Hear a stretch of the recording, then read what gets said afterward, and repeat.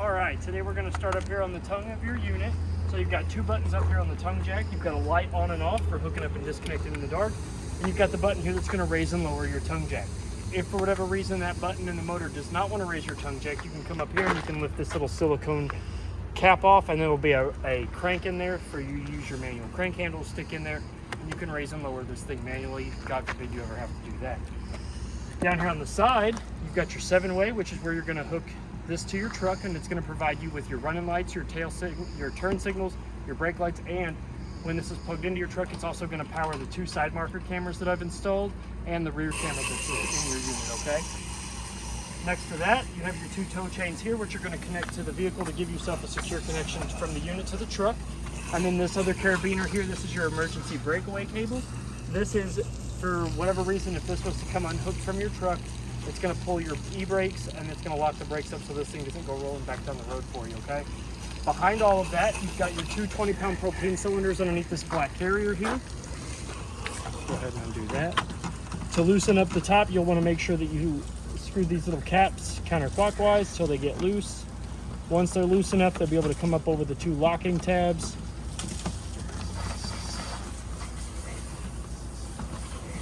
And you'll be able to open this up to gain access to the OBD valves on your propane cylinders. They're fed into the unit with an even flow regulator, so you've got a top knob up here that's going to indicate which bottle that you're pointing at. That's for your convenience.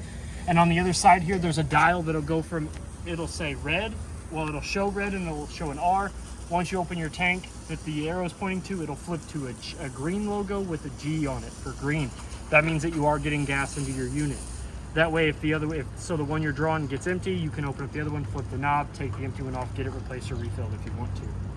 When you go to put this back on though, if you take this cover off and you put it back on, you do want to make sure that these 2 bolts here are closer to the unit than on the outside, and that'll keep that lid opening from this side. That way the wind doesn't pick it up and carry it off and take your lid with you. Behind that, you have your 2 Marine 12-volt batteries.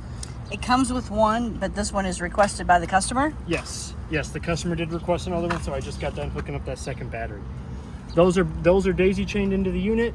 Therefore, when you go to charge them, so you've got the ground on one and the hot on the other, so that way when you go to charge them, it's going to charge both of them evenly instead of charging one and then having one charge the other one. So they are hooked up to where when the 7-way is charging them or the solar is charging them, they do charge evenly and in tandem and not one and then the other, okay? So now we're going to come over here to the side of the unit. So you've got 3 important stickers. We're going to start off with the VIN number here, just like the VIN number in your vehicle. You've got your tire unloading information, which is going to give you the size of the tire and the PSI that should be in the tire. And the next sticker is your manufacturing sticker. That's going to give you the date it was manufactured, who manufactured it, the tire size, the rim size, the cold inflation on the pressure of the tires, the gross overall weight, all that other good stuff on that sticker. If we open up the side compartment underneath that, you've got your water access panel here on the side. So you can actually undo those 4 screws there, which is a size 2 square head. You can remove that, and that's what's going to get you to your water pump and the bypass so you can winterize and de-winterize your unit, or you can just bring it here to us. You've got a light here that on the top, it's got 3 modes. So in the middle, it's got always off, it's got always on, and then over to the right is motion. So when we close this door here, after about a minute, that light will go off, and then once it detects light and motion, it'll come back on for you. Underneath that, you do have your 30-amp solar charge controller. That's going to tell you 3 very important pieces of information. It's going to tell you what the converter is putting out.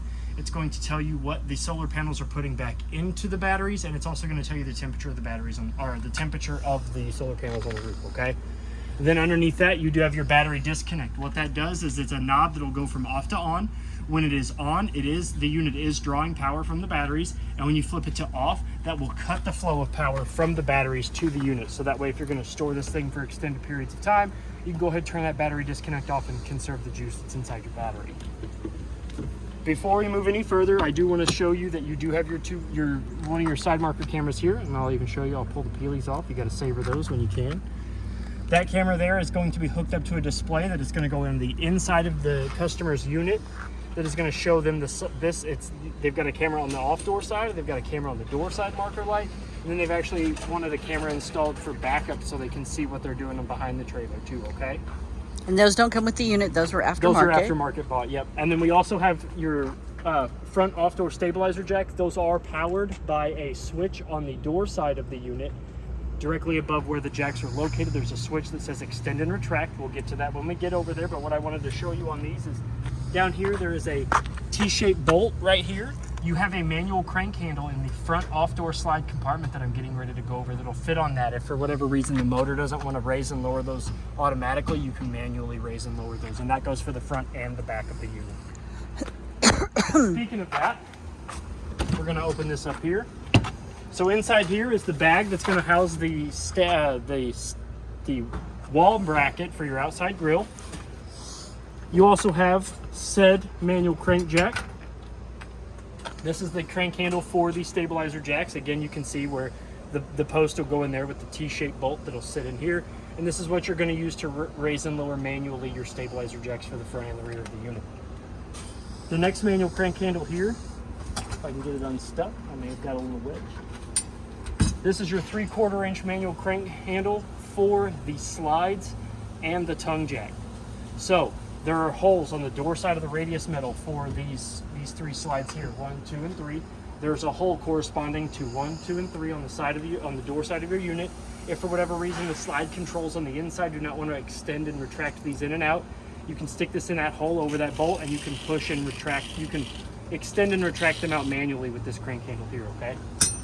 And then last but not least, you do have your outside shower hose.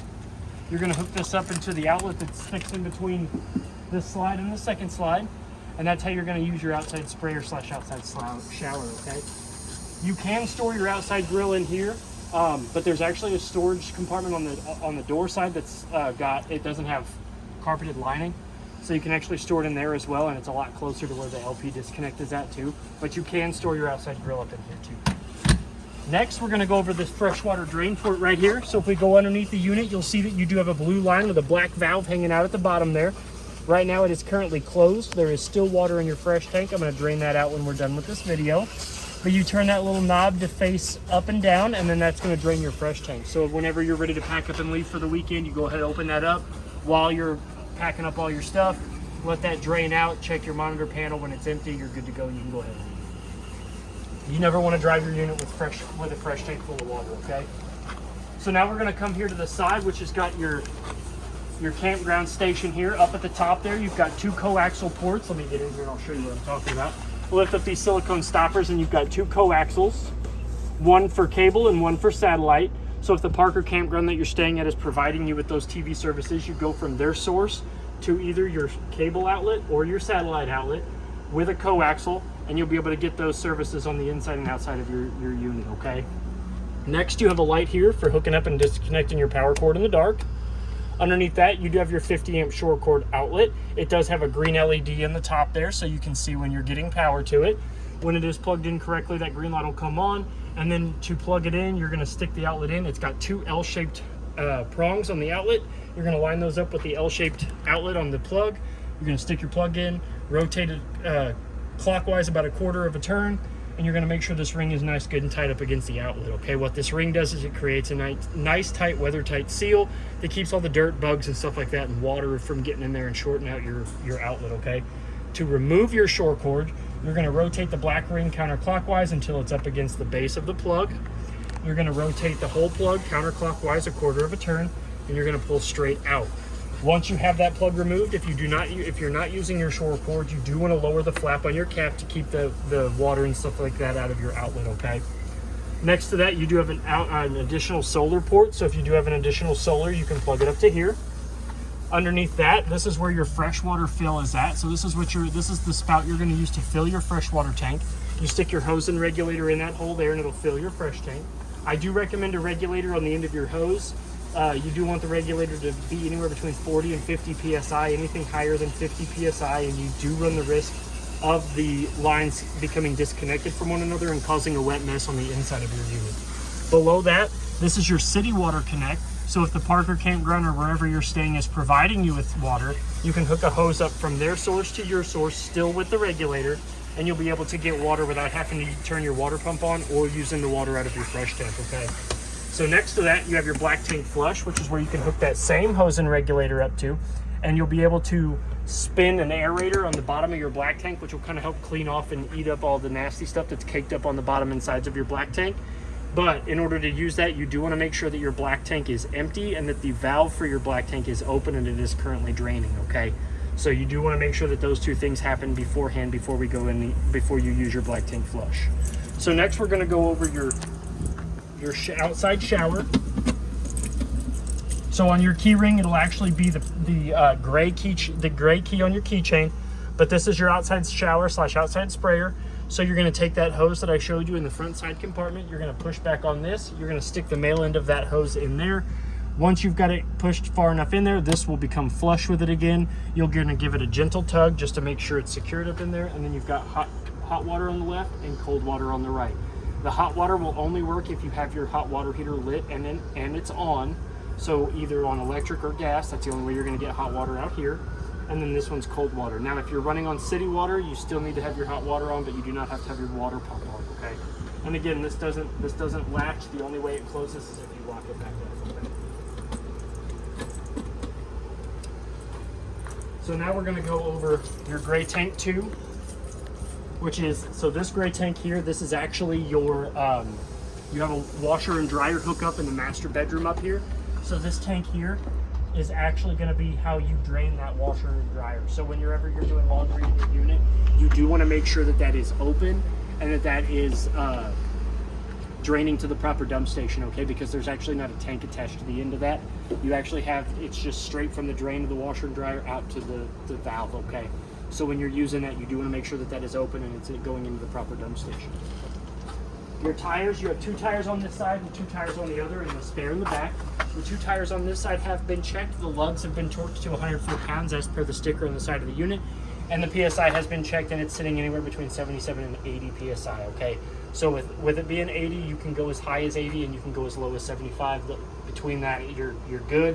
You really don't want to go anything lower than 75, and you really don't want to go any higher than 80, okay? So and that's cold. That means that they've been sitting. They're at 80 while they've been sitting. Now you can actually see it right here in between the 2 slides. That is your gray and black tank dump station. That is going to be, so the gray tank that's attached to that, that is your kitchen sink, your bathroom sink, and your bathroom shower. Okay, that's going to be all of your gray. That's all. So all 3 of those water fixtures are going to feed into one holding tank, which is going to be that gray valve right there. Your black tank valve, that is your toilet. That's where all your bio waste goes. So all the yucky stuff that you flushed down the toilet, that's where all that goes, is into your black tank. So there's an order of operation that's actually going to be super beneficial to you when you're dumping your tanks. You connect your sewer hose, run it to the proper dump station. You'll pull your black first, which will let all that bio waste come out and go into the dump station. And then you pull your gray once the black has gotten a little lower on the flow, okay? So then that gray will help flush out all the yucky stuff in the line and also throughout your sewer hose too. So when you go put your sewer hose up, it doesn't stink, okay? So now we can come around here to the back of the unit. So underneath your left turn signal, you do have a license plate bracket.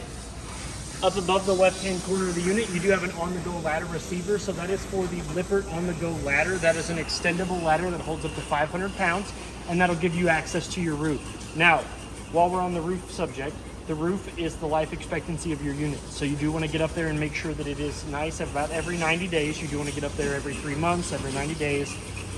Make sure that there's no tears, no cuts, no air bubbles, no cracks, no nothing in the, not only in the roof itself, but also in the lap sealer that covers the joints and the area where everything is connected up on the roof. So all of your skylights, all of your vents, all of your air conditioners, all of your solar panels and your antenna, they all have lap sealer around them. And you do want to make sure that you get up there and make sure that that's not dry rotted, cracked, sliced, there's not air bubbles poking through, because anywhere where water can get into your roof, water will get into your roof.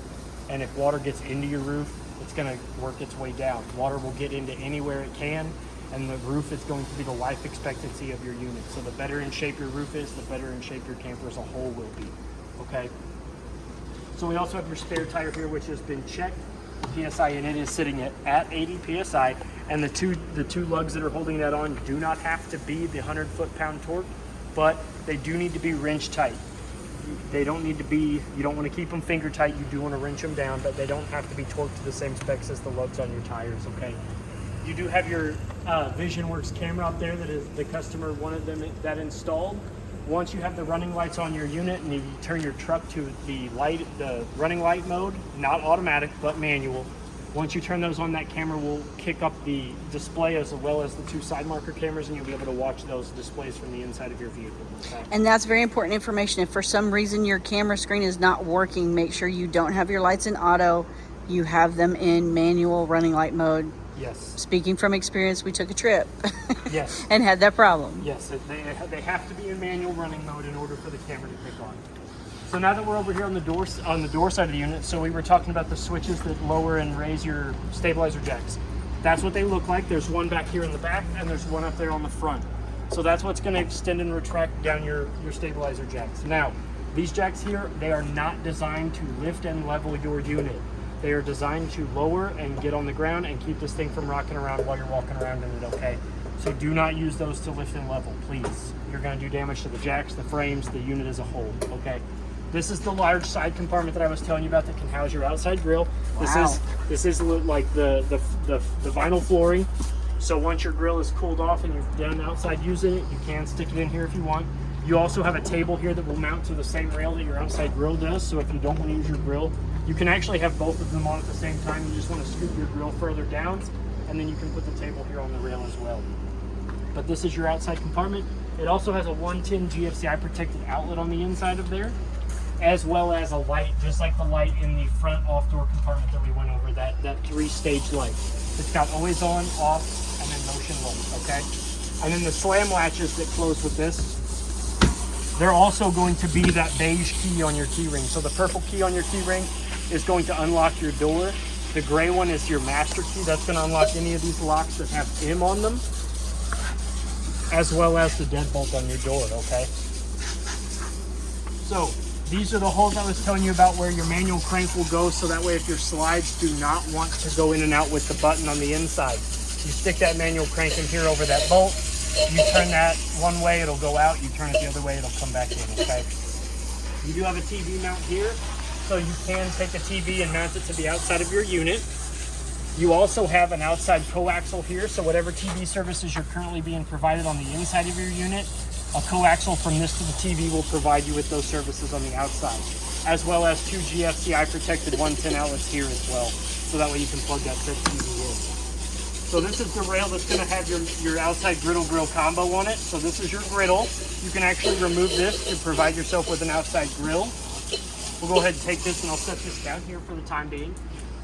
So whenever you decide to use your outside grill, you're going to remove it from the whatever storage compartment you have. You're going to set it on the rail. You do want to make sure that this lip here on the bracket sets nice and tight behind this lip on the bracket on the unit itself. And then the supports here will keep it upright. Then you're going to take your hose, you're going to pull back, expose those ball bearings. You're going to come to the male end of your grill. You're going to slide that on, and you're going to let that coupler kind of seat itself. You're going to give it a gentle tug just to make sure it's not going to come off. Then you're going to come down here to the bottom side of your unit to the LP disconnect. You're going to see that it's got the same type of fitting. So you're going to push that back. You're going to stick the male end of the hose this time into that. You're going to let that coupler seat itself. You're going to release. You're going to give it a gentle tug to make sure it's nice and secure. And then there's a lever here on the side of your disconnect, which starts the flow of propane. And then when it is on, it actually keeps that coupler from becoming disconnected, so you don't have to worry about your hose coming disconnected and spewing propane all over the place.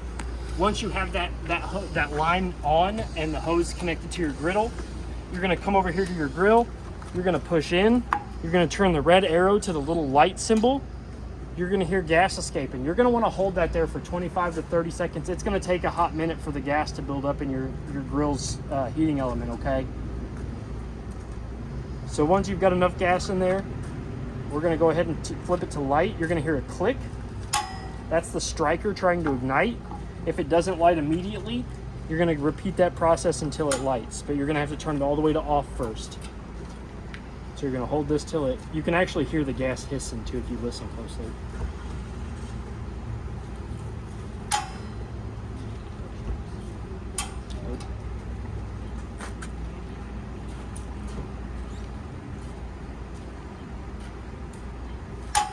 There it goes.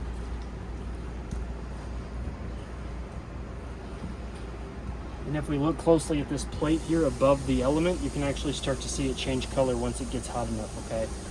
It'll actually start burning off some of the mold release.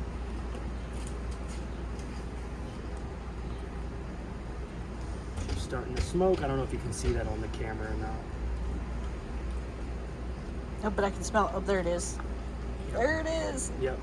So then what you're going to do when you're ready to turn it off is you just rotate, you push in the dial, rotate it to off. That's going to shut the gas flow off. You're going to want to let it cool. You definitely don't want to go ahead and put this thing up hot. And then what I always do is, even if you're going to let it sit and cool, come down here and shut that flow of propane off. Turn that valve off, back over to the closed position. That'll turn it off, and that'll let your grill cool down a lot faster. I'm going to go ahead and stick your griddle in the side compartment here while your grill cools down.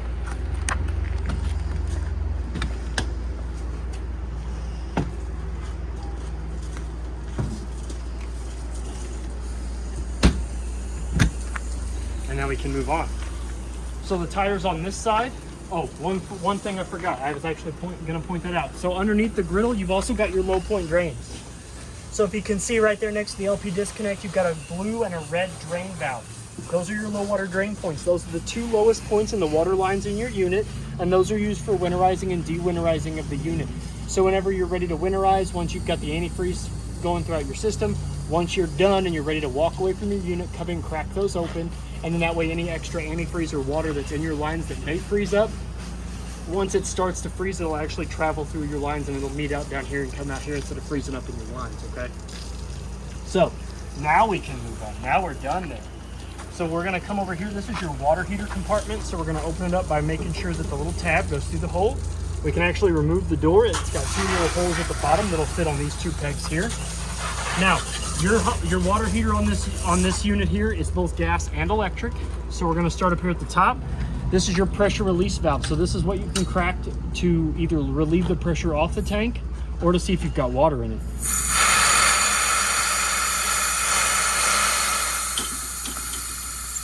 So as you can see, there's no water in it. So if you ever don't see water come out of that whenever you're cracking it, you don't want to turn it on, whether it be gas or electric. You never want to turn your water heater on when there's no water in the tank, okay? And if you go to light it and it doesn't want to light on gas, you can come out here and you can hit this button here and that'll reset the breaker. And then down here, you actually have a switch underneath this piece of tape here. That is the switch that you can turn it on and off on electric. The black block next to it, that is actually the element for your electric. So once you flip that switch on there, it will actually light on electric. There is no switch on the inside to turn it on electric though. So if you do want to turn it on using electric element, you do need to come out here and flip that on. Now, the difference between using it in an electric versus gas is gas, you're going to use your propane, but it heats up a lot quicker. You're going to get hot water a lot faster. The electric side does not use any of your gas, but it heats up a lot slower. So there's pros and cons for both, okay? So what I always like to tell people is get it nice, good, and hot with your gas, flip your gas off and turn your electric on. And then that way your water stays nice, good, and warm. And by the time the electric gets hot enough, your water is pretty decently warm. So if you're going to be gone for like the weekend or the week or whatever, get it nice, good, and hot on gas first, and then turn your gas off and then flip it onto electric. Your tires on this side, the lugs have been torqued to 100 foot-pounds, and the PSI is sitting anywhere between 77 and 80, like it should be. You've also got your furnace vent here, so you've got air going in the top, hot air coming out the bottom. Now, the thing about your furnace vent is this does get hot enough to curl the hair on your arms and to burn you. So if you've got people outside playing around your unit when you've got your furnace on in the wintertime, tell them to avoid this because this does get hot. Next good thing about the furnace is the mud dauber screen. They are two dome vents that will fit over each one of these with a spring, and they will keep the mud daubers from going in, building nests, and inviting all their friends and family. Something about the smell of gas those little bugs love, and they sting, so we don't like that. So in order to do that, they're a $20 part in the store, or it's $155 an hour to have somebody fish them out, okay? So you really just, those mud dauber screens are worth their weight in gold if you ask me. You've got your middle slide manual crank hole right there. And then we're going to come up here to the front. You've got your front slide manual crank hole there. You've got the front stabilizer jack switch. And if we open up this side compartment door here, you'll notice that you have a 110 protected GFCI outlet, as well as a switch here that will turn on the cap lights. That switch there turns on the 3 strips of blue LEDs that run the cap of your unit. Another good tip about this light here is if you're hooking up and disconnecting in the dark, turn your cap lights on, and you'll be able to tell right where the center of your cap is, so that you can back up straight to the tongue, okay? That's why they actually put this on here horizontal instead of vertical. Good tip, Trey. Next is your other side marker camera, which again, those will only come on when the truck has its manual running lights on. So you do need to turn your truck off of automatic running lights and onto manual running lights for your 3 cameras to activate, okay? And that was something that the customer, again, wanted installed aftermarket. So now that we're done on the outside, we're gonna go ahead and go to the inside of the unit. So this is what your door and your handle should look like when you're traveling down the road with the unit, okay? So when you get to your destination and you're ready to go in, you're gonna lift up on the handle, you're gonna swing it out. It's gonna sit into place in the little seats. We're gonna open the door and we're gonna open it all the way up. We're gonna open it all the way to the other side of the unit, okay? Because the stairs have to have the door all the way open to open, or else they rub up against the side of the door, cause damage to that, the locking bracket, and all the good stuff. So we're gonna pull on the blue bracket. We're gonna lower the stairs down. It's got a black handle here, but I'm tall, so I like to grab the bottom step and lower it down. And then the first thing we're gonna look at is we're gonna make sure that this black plate here is flush with the silver threshold. That's gonna provide your door with the optimum amount of space between the stair and the bottom of your door. Not only if this is sitting up like this, and you go to close your door, like if it sits up like that, that's a no-no. Because that's gonna do damage to the bottom of your storm door, to the bottom of your main door, and it could do damage to the frame and the stairs. Now, if you ever lower your stairs and they are not flush, you're gonna come down here to the bottom of each one of your stair legs, and you've got 2 silver brackets here that if you push those in, you can manipulate those stairs 15 to 18 points of articulation, so that way they can adjust to any sort of elevation that you bring the stairs down onto, okay? So one can be really far out, one can be really close up. Ideally, you want them both about equal, because that's gonna provide your stairs with a sturdy enter and exit, okay? So now that we're done with that, we can go ahead and come to the inside of your unit. So, now that we're inside, I'm gonna go over the fire extinguisher. I always point out the fire extinguisher first. That's by the door, so in case there's an emergency inside or outside, you have ease of access to it. So now that we've stepped in here, you notice it's a little dark, so we're gonna go over here to the control panel. I'm gonna turn on some lights for us while we're over here. So I'm gonna come here, I'm gonna hit living room light. It's gonna wake the panel up and I'm gonna have to touch it again. You're gonna see an orange or yellow LED that's gonna illuminate and it's gonna turn on all the lights. Now, all the lights in the ceiling also have a manual mode. So they only work off of that switch when they are on the light itself. So if you ever come in here and you turn your living room lights on and 1 or 2 of them do not come on, do not fret. The first troubleshooting step is to come and turn them on and make sure that they are on at the light themselves. So now that we have some lights on, we can kind of see what's going on. So we're gonna start up here at the top here. So you've got your battery button. You're gonna read off of the E1/3 or the L, F, G, and C for your battery. If we press that, it's gonna illuminate. That's because it's gonna read fully charged, because we also have it plugged into the short cord. So if you do want an accurate battery reading at your monitor panel, you are gonna have to unplug your short cord, okay? So the next one here is your fresh tank button. So if we press that, it's gonna read off of the E1/3 2/3 full. So if we press that, you're gonna see that the fresh tank is full. All 4 lights are illuminated. The black tank is your toilet. So if we press that, it's gonna read full, E1/3 2/3 full. There's water. There's going to be water in all 3 of your tanks, just because that's what we do to PDI them. I make sure that the tanks can hold water. There's no leaks. All the toilet sinks, stuff like that, work with no leaks. Okay. Auxiliary is not used. Gray 1 is not used, and gray 2 is your galley, your bathroom sink, and your bathroom shower. Okay. So gray 2 is going to be the gray tank for your unit. Okay. So the last button here is going to be the one that you use to check your gray tank levels. Okay. You've also got a pair button here. That pair button is for the EasyTech app that you can scan with this QR code here, whether on the Apple App Store or the Google Play Store, okay? So you scan that QR code, you can download the EasyTech app, and that EasyTech app will help you turn all your lights and stuff on if you're outside, you're a little bit far away, you know, the Bluetooth. It's got as far of a range as a Bluetooth device does. So if you're outside and you want to turn your lights on because it's dark, you can do that outside and not have to worry about coming in here and stumbling up the steps, okay? Next, you've got a DSI fault light up here. That is for your water heater on gas. So if we were to push the water heater button here, which is going to turn it on gas, after about 30 seconds, that DSI fault light will come on. Once that DSI fault light comes on, if you've got your door open and you're listening to your water heater, you'll actually hear it click. That's the pilot light attempting to light. It'll click about 3 to 4 times, and if it has a proper flow of gas, it will then ignite. You'll hear a very scientific whoosh sound as the flame comes out of the end of the pilot light. That DSI fault light will then go off. If the DSI fault light stays, if the DSI fault light comes on, then that means that the pilot light did not light, and it will attempt to do that 3 to 4 more times before you have to go out there and reset it at the button that I showed you at the water heater compartment, okay? So the next one here is, we're gonna wake it back up, is your tank heaters. So all of your tanks have a heating pad underneath them. Now, that heating pad is not an alternative to your water heater. It will only keep your holding tanks from getting below freezing. All right, so now that we've gone over the tank heaters, which again, like I said, I'm gonna stress this, they are not an alternative to the water heater, okay? You do still need to use your water heater to get hot water. Now we're gonna move on to the water pump button. So if you are not connected to city water and you do need to use the water in your fresh tank, you're gonna wake up your panel and you're gonna hit this button here. A yellow light's gonna illuminate over the water pump, and now the water pump is gonna start siphoning water from the fresh tank to all the water fixtures throughout your unit, okay? We're gonna go ahead and turn that back off.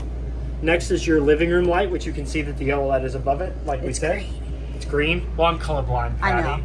I know. It's I just green. wanted to let you know. It's a green light, okay? let me rephrase that. So these are all green lights, okay? So this one again turns the living room lights on and off. This one here is going to be your awning light, which if we open the door here, you'll look. You actually have 2 sets of lights, one on either arm of your awning. And now that we are talking about your awning, I am going to go ahead and show you how to extend that out. Okay, we're gonna skip down to here. You've got your select buttons, and you've got a little table down here that's going to show you which one you're doing.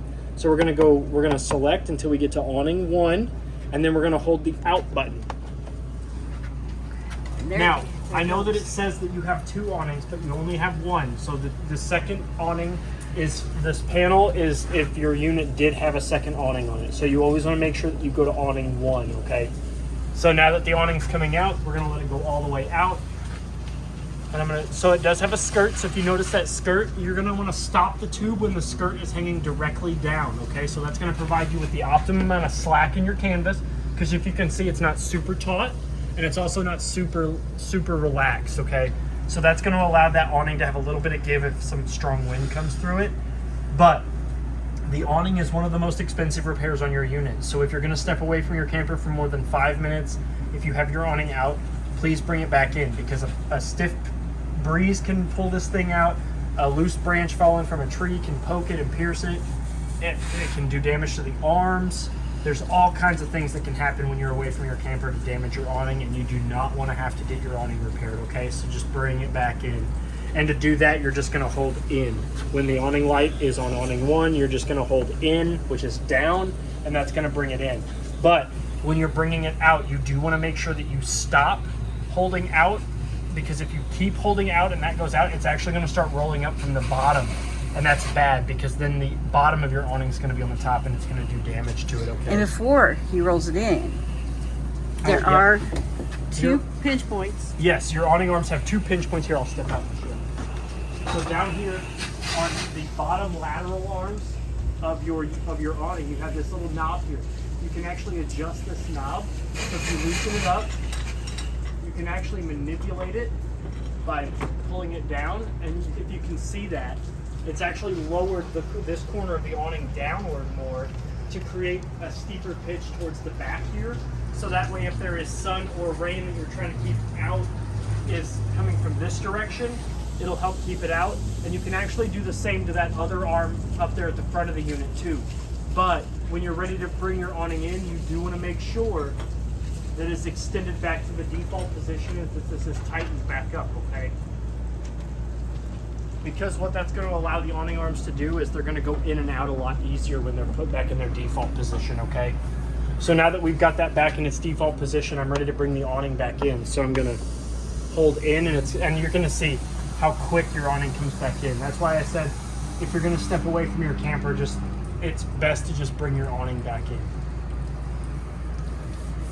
Now I will tell you that this touchpad, the control panel, if your awning stops, because this actually happened to me when I was testing it, if I let loose just a little bit, it'll actually stop, and you got to press it again. It's very touch sensitive.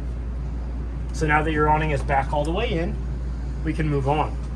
So these buttons here also control your slides. So all 3 slides on the off door side of your unit are also controlled by this in and out button.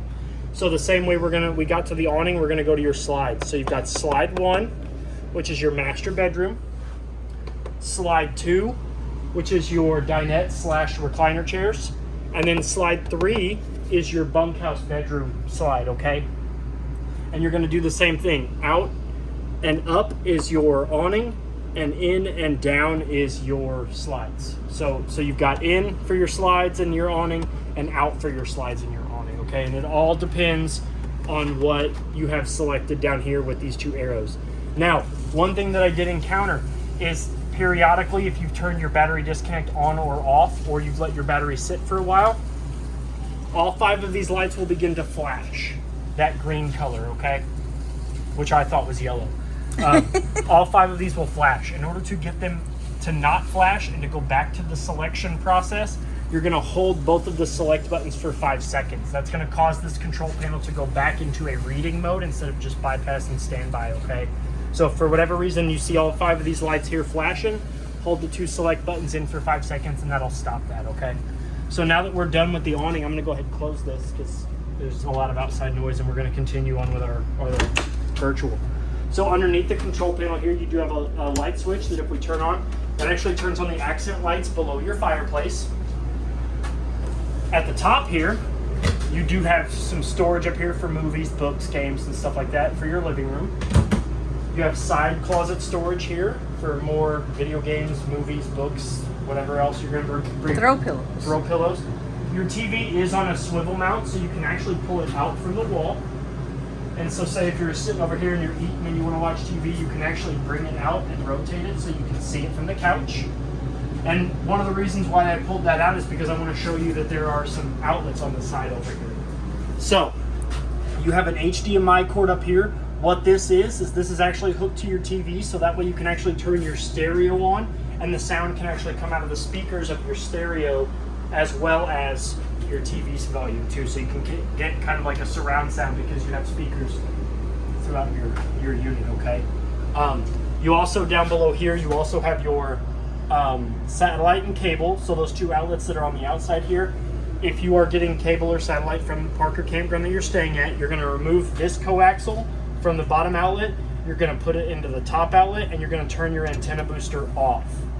Okay, so if you're getting cable or satellite from the Parker campground, you're going to undo this coaxial, put it on the top here, and turn that booster off. I'm sorry, I didn't mean to bump your phone. That's all right. To get antenna though, you're going to put it back here it is on the bottom, and you're going to turn the light on. That's going to give you your antenna channels, okay? And after testing the TV, I did get about 11. I got our local news stations, which is about 80 miles away. So, I mean, if that gives you any sort of idea as how far away you can pick up those TV stations, it's about 80 miles away, and it was able to pick up those TV stations, okay? And then down below that is your 110 outlet, so you can power your TV / DVD player or whatever else you're going to be plugging in. And this one's nice because it actually tells you here on this outlet, I didn't read that until just now, it actually tells you that light on gives you TV and light off gives you cable. Nice. So it actually gives you a little bit of a detail. Now, your TV mount itself has a travel lock, so it's actually got a little grabber right here, like a little tooth that meets with a bar right here when it's fully pushed in. So whenever you decide to, you're ready to go, you can actually push your TV back in, make sure it fits in the grooves. You can actually just lock it into place. And you do want to make sure that that's locked into place, because if not, 9 times out of 10 you're traveling down the road, this TV will bounce and jiggle and shift, and that's going to put stress and wear on the screws that are holding the mount in, and that could cause your TV mount to fall out, okay? Nobody likes walking into a unit and seeing their TV broken. No, it's a very sad day. Down below that, you do have a 110 outlet, so you can plug in any sort of additional entertainment media devices that you have if you want. You also have your IRV technology built-in in-house stereo, which does have a remote that's in the owner's bag, which is inside the top compartment by the microwave. I'll show you where that's at when we get there. But it has all the same buttons that your front unit has. So you've got your mute and on, which is going to welcome you in. Zone 1 and 2, so you've got inside speakers is zone 1 and outside speakers is zone 2. You've got your fine buttons. Trump's global tariffs. People so you can spent turn less that at on grocery. and turn that back off. You've got your Bluetooth button here, which if you press that, it'll start to pair to your Bluetooth device, so you can listen to your Spotify, Pandora, NPR radio on your phone, whatever you want. If you've got like a local radio station app on your phone, you can hook them up and listen to that way. Your AM/FM button, and then your mode button. So your mode button is going to let you cycle through ARC, which is going to be your TV. HDMI is your TV. ARC is the other one. Then you've got your auxiliary, because it does have auxiliary. So it does have an HDMI and USB. Those are your auxiliary ports. The HDMI is actually the one that's built into the TV, okay? And then you've got your play and pause button, your zone 1, zone 2, and then this dial here is your volume control, okay? So, and then to press and hold it, then it'll turn off, and you'll see that the mute/power button will turn red. Next to that, you do have a USB/USB-C outlet. The USB pulls about 5.12 volts, more than sufficient to charge your regular smart device, and then the lightning port there pulls about 5.09, which is, or no, not 5, 6.09, which is plenty enough to charge any sort of lightning device just fine. Down below that is your fireplace, which has 4 buttons down here along the face. This button here is going to turn it on. This button here is going to let you change the flame colors. This button here is going to dim the lights by multiple settings. And then the thermostat button here is going to let you cycle through some preset temperatures, okay? And that'll tell you up there in the top right corner what it's cycling through. And then it'll go all the way up to 99. We need a towel. And then on is just like a base low heat. While we're here, you do have furnace vents throughout your unit, and I'm going to let you know a little secret right now. So the black vents along the bottom of the unit, those are your furnace vents. That's where heat's going to come out. So black and bottom is heat, white, and on the ceiling is your air conditioner vents. Okay, so heat comes out of the bottom, air conditioning comes out of the top. And think of it like heat rises and cool air sinks. So the reason the air conditioner vents are in the ceiling is because cold air is going to sink. Hot air comes from the bottom and it'll rise up to the top, okay? So that way you've got all of your bases covered. So now we're going to move on to your smoke detector, which is here above the slide. Again, you do want to check the batteries in those about every 90 days, test them every 90 days. I tell people every time you're going to use your camper, you're coming in here, you're loading up your stuff for the weekend getaway, come in here, hit this button here, hold it for 3 seconds, let that test itself, continue on with your business. The smoke detector, the fire extinguisher, and the LP detector, those 3 things in here are to potentially save your life. And as somebody that survived a house fire, I know these things have saved my life. So I always advocate for making sure that these things are operable, okay?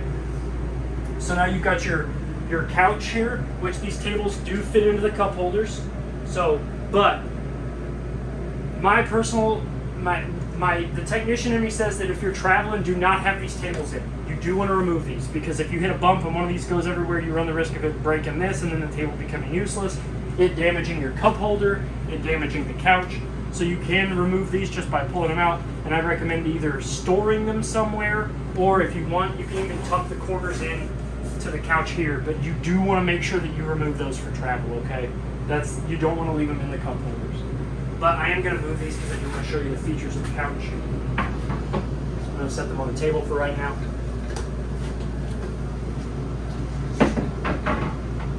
So the couch has 2 cup holders, one on either side, which you saw the tables can fit into. They also have a light, so if you turn it on, not only does the cup holder illuminate, so if you're watching a movie in the dark or whatever and you can't find where to put your drink, you can do that. It also illuminates an LED strip underneath the couch, so both of those do that. And if you want to charge your phone while you're sitting here, you can actually slide back this little door, and it's got a USB-C port there, which is also illuminated, so that way you can charge your phones that way as well. Same one over there as well. It's got one in that one too. Now, your couch does fold into a bed, so you're going to remove the two back cushions. You're going to stick those somewhere. For the time being, they are going to go back on the couch. And then you're going to grab the base of the cushions. You're going to lift up. You're going to pull outward. You're going to lower your legs down on your bed here. You're going to lay this flat. And then you're going to come back to the back side of the couch and you're going to flip that down. Now what I recommend people is to take your couch cushions and lay them back up against the wall, because nobody wants to smash their head into the wall while they're trying to sleep. But one thing I will tell you is if you're going to use this as a secondary sleeping option, do not run the fireplace. That fireplace will get hot enough and it will melt the vinyl on your couches. And they're too close together. Yes, they are too close together for the fireplace to operate. But that's why you have a furnace. So you turn your furnace on while you're sleeping, and you don't have to worry about your fireplace. To convert it back into a couch, you lift up. Oh, forgot a step. Getting ahead of yourself? Yep. So the first step from converting it back into a couch is to lift up on the back. Then you come to the cushions. Lift up. Bring the support legs back in. And I always like to give it a little push down here to separate them. Let the cushions fold back down. And then the couch cushion, back cushions have a strip of black. The black goes on the bottom. And that'll meet that Velcro for you. And now you have your couch again. We're going to turn this back off. The windows behind the couch, this window opens up with a flip of the tab. The screen in the window can go towards the slide wall. And then it's also got a pull-down screen. The window behind the couch, same way. Let it go, it'll go back up. This one is your fire escape window for the secondary sleeping. So what you're gonna do is you're gonna, if in case of emergencies, you open up these two red flaps, the whole window will fall out, and then you can go out feet first, preferably, okay? To open up your window regularly, lift down on the flap, push outward, and you'll be able to get out that way. Your slide again comes down and it'll stay, and then to get them back up you just gentle tug and away it goes. Same goes for the window behind the booth seating, same way. This one is not a fire escape window but can be used as one because this table also converts into a sleeping area, but it also opens up by lowering the flap. This one converts into a sleeping area by, I'm going to go ahead and stick this back over on the couch now. Thanks. You're welcome. This one converts into a secondary sleeping option by removing the tabletop from these posts, which these posts just lift out of the feet on the bottom and out of the bottom of the table. This tabletop will lay on these 4 bump stops here. These 2 seat cushions will slide inward over the tabletop. And then these 2 back cushions will take their spot and lay flat, and then you have a third sleeping option. More than third, but this is your secondary sleeping option, I guess you could call it that way. This is the other sleeping option here in the living room. It does have a light above the booth, so you can turn that off and on with a button. Now I will tell you, don't worry about hitting your head on this. This is plastic. I mean, it still will hurt, but it will not shatter. This is plastic, but the light bulb inside of it is glass. So try not to hit your head on the light bulb, but you don't have to worry about something smacking this because this is plastic. You do also have 2 lights above here. But they are manual only. There's no switch to control them. We're going to come back here to the back bunk. So the first thing we're going to do is we're going to turn on this light switch here, which is going to turn on the 4 ceiling lights. Again, if you come back here, you turn the light switch on and one of them's off, don't panic. First thing you want to do, come back here and do that. Now, above that is your profile thermostat for the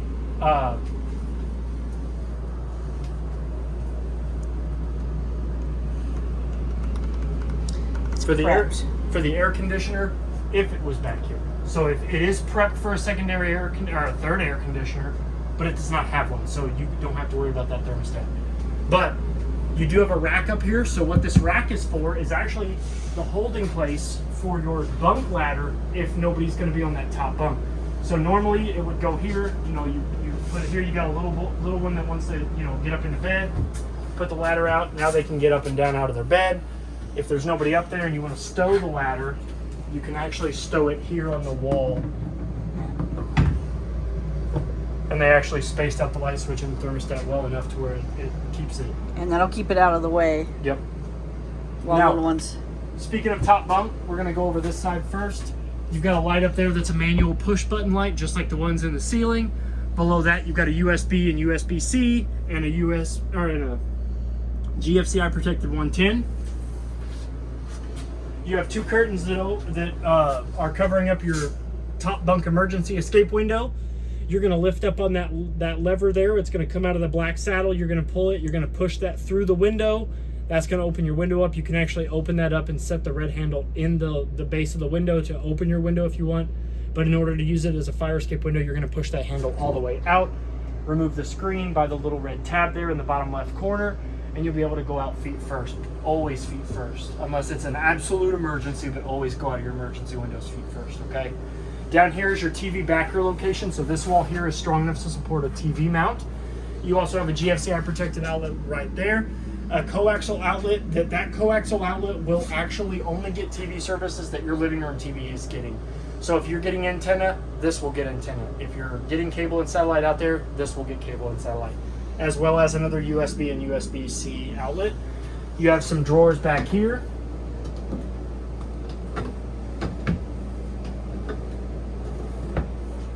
Some storage, a little cubby storage there with a furnace vent below that. 3 more of those identical drawers. A gel cell bunk for whoever wants to sleep on the bottom. I like that one. It's got the same. Yep. Same USB-C light and 110 outlet combo. So there's no fighting. Window Well, there back could be here. fighting, but not about that. There's always fighting when there's siblings. Another window with a pull-down latch to open and close it.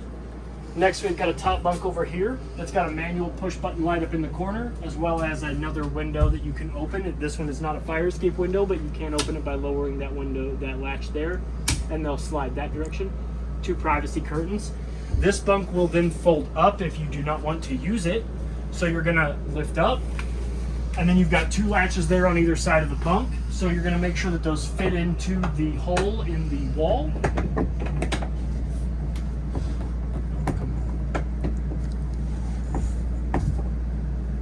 There we go. And then that one will go in there. That'll lift up so that way you can have your couch area here. So if you've got your kids back here, they've got their games plugged into the TV, they can sit here and enjoy their video games, a movie. With groovy little cup holders. Groovy little cup holders. And these cushions here are actually modular. So you can move these Wherever you want. So if you want, a couch, you can, guess what? Now we've got arms for our couch.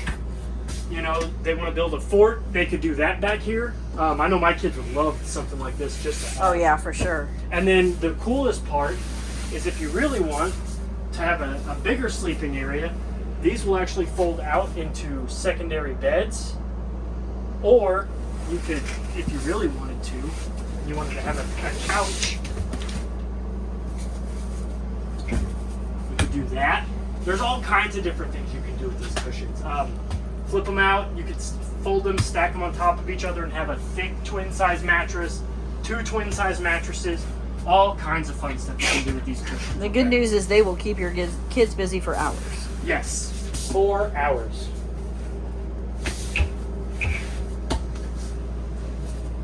Like I said, furnace vent in the floor, there's AC vents in the ceiling, and if your kids back here are stinky, after a hard day of playing outside, you can open up that vent there.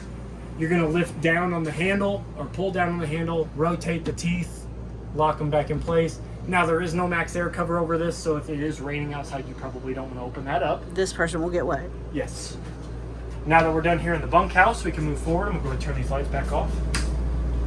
The bunkhouse door is your standard door with a doorknob and a door lock. It does lock from the inside, but if you're anything like me, I love these, we call them coin turn locks, so that way if the kids accidentally lock themselves in there and they can't open it back up, you get a butter knife or a quarter and you can open that back up yourself. My littlest one, she's 6 and she has mastered the art of locking herself in her bedroom.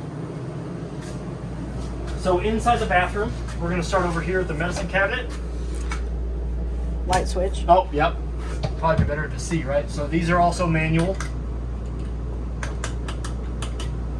You've got your medicine cabinet, which has got safety back glass. Your sink, which is hot on the left and cold on the right, indicated by the red dot and the blue dot. Your stopper is just a friction stopper. It just fits in there. You've got a GFCI protected 110 outlet, as well as a place to go with your toothbrushes. You've got some storage underneath the sink here. Not very much, but plenty of storage for your TP. Your shower, which is nice, good, and big. Hot on the left, cold on the right. Skylight so you can shower in the beauty of nature if you want to. The water only goes up to the shower head, which has a cutoff button up there. So you can turn this, if you're boondocking it, you don't want to shut your hot water off, you can actually turn the flow off from the shower head. One person can get out, the other person can get in. It does have a teeny tiny stopper for teeny tiny baths. Yep, so if you want to take like a foot bath or something like that, you could. The doors do slide and meet in the middle, and when you're traveling, you do want to make sure that this lock, the silicone lock, is over the handle. I'm always so bad at these. Me too. I'm very challenged. But that's how your door should look when you're traveling. They will have a little bit of give, but that'll keep them from sliding and banging into each other when you're traveling down the road. Plenty of cabinet storage for your toilet paper, your towels, all that good stuff. Your toilet is a 2-portion valve toilet, so if we open it up, and it is porcelain, so if we open it up, put your foot halfway down, water's gonna come, I'm too strong. Water's gonna come out when you start putting your foot down, just barely. I say about quarter of the way, but it's less than that. So you barely put pressure on the valve, water will fill the bowl. Once you've got enough water in the bowl, you floor it. All that nasty stuff's gonna go down into the black tank where it belongs, okay? You also have an AC vent in here as well as a furnace vent down here by the toilet. And another one of those pull latch vents, except this one has a stink fan. So if it gets real bad in here, real hairy, you can turn this on and it can air out the bathroom. Get everything out. Yeah. At home, I'm not allowed to go into the bathroom without turning that on.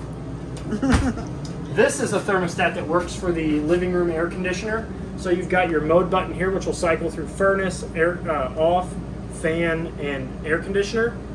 Fan will allow you to adjust the speed. I always recommend leaving it on auto, because if you turn your air conditioner down to low, the compressor works harder than it is outputting, and you run the risk of freezing your compressor up, and that's a no bueno. The increase and decrease buttons, so it'll go down as low as 60 and go as high as 99. So you can get it pretty warm in here, but 60 is as low as it'll go, and that's fine. I mean, it's 60 in here now, and it feels really good in here. Yeah, because it's really hot out today. We're gonna move on to your kitchen. Nice big rectangular stainless steel basin sink here with just your standard kitchen stopper. The sprayer is attached to an arm, so you can remove it. You can swivel that out of the way, do your washing, do your spraying. It does have a button on here that when the water is flowing, it will either turn it from faucet to a sprayer. And when you're ready to put it up, swing the arm back, set the bell in there, scoot it over. Your faucet is marked hot all the way to the left, cold all the way to the right. Draw water by pulling towards yourself. You've got a 110 outlet over there, which is GFCI protected. Cabinet space up here above the sink for your pots, pans, your dishes, stuff like that. Snacks. A bigger compartment up here for your appliances. These are the boxes for the customer's side cameras and rear cameras, as well as the owner's bag. It's going to have all of your the stereo remote, the fireplace remote, the hardware like the toilet paper holder, all of the paperwork for all of your installation guides, owner's manuals for the microwave, the stove, the air conditioner, all that good stuff is in that bag.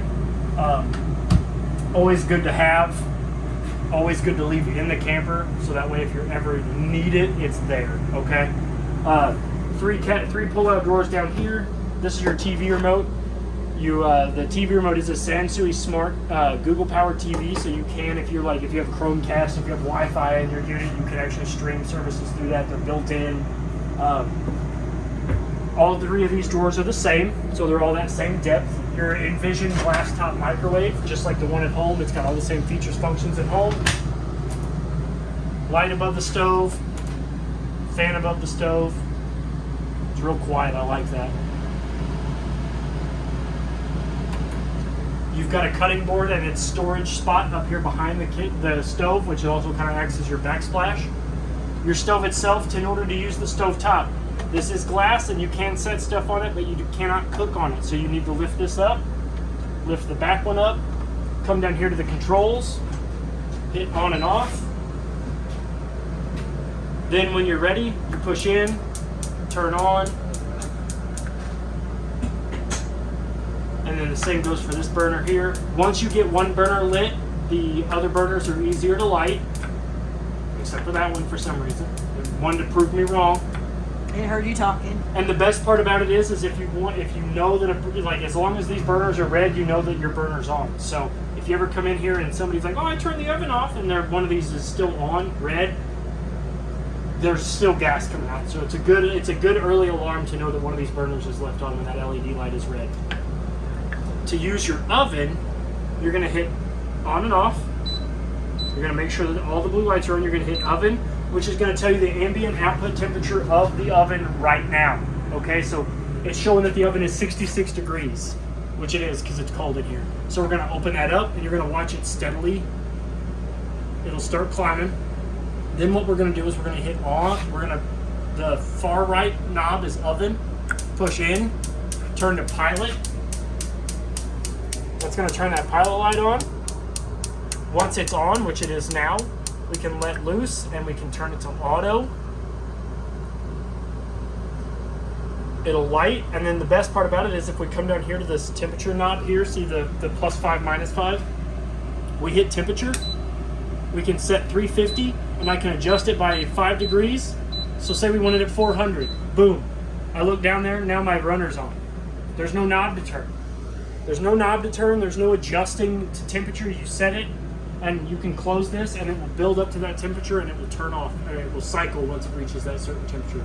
I love these ovens. This is nice. You can turn it off and then you want to make sure that your knob goes back to off.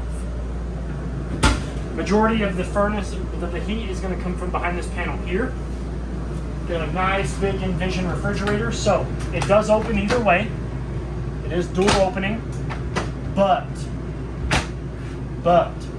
only open it from one side or the other. I mean, They fixed it. it did fix it. But I always still warn people. Right.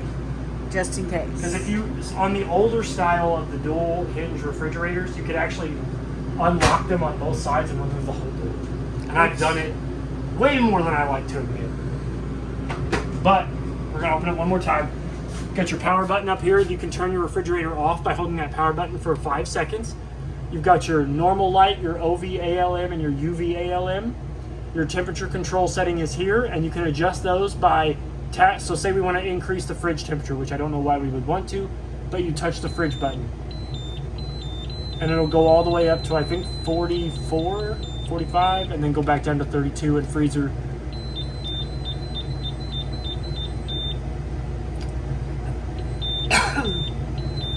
There we go.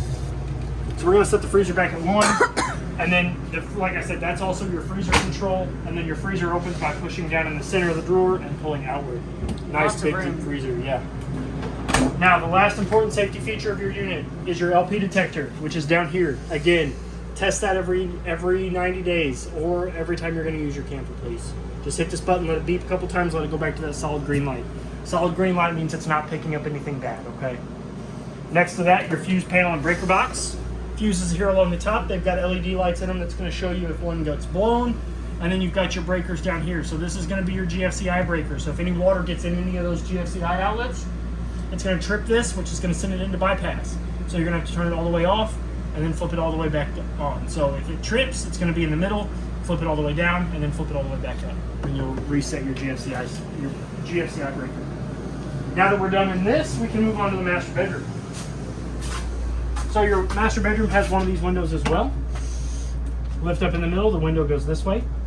You've got your GFCI protected 110 outlet up here, as well as a coaxial for your TV backer right here. So that's how you can plug your TV in and mount your TV right there in the center column. Got another window there with a fire escape window, just like the one in the top bunk of the bunkhouse. But I can actually show you how this one operates. So you can open the window like that, Or if you want to get out of it, you can push that all the way out, grab a hold of this yank, and you can go out feet first. You also have a light switch over here. Light switch over there, as well as a thermostat, just like the one in the living room, but this one only works air conditioner because your bedroom also has an air conditioner in it. Just for the bedroom. Just for the bedroom. You got a catch-all here. See-through storage compartment down here. Ooh. 3 drawers over here.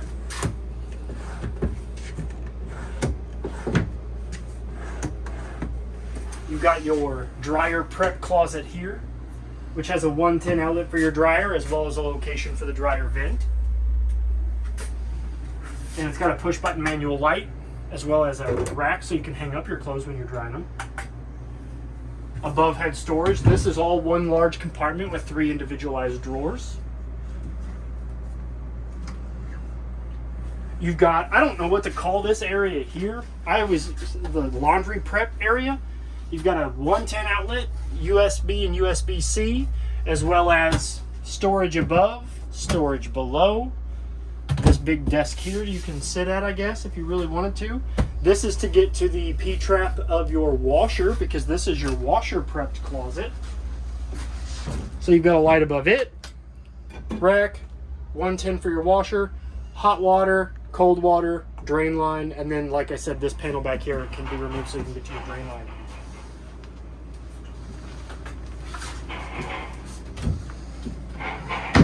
Each side of the master bed has a 110 outlet.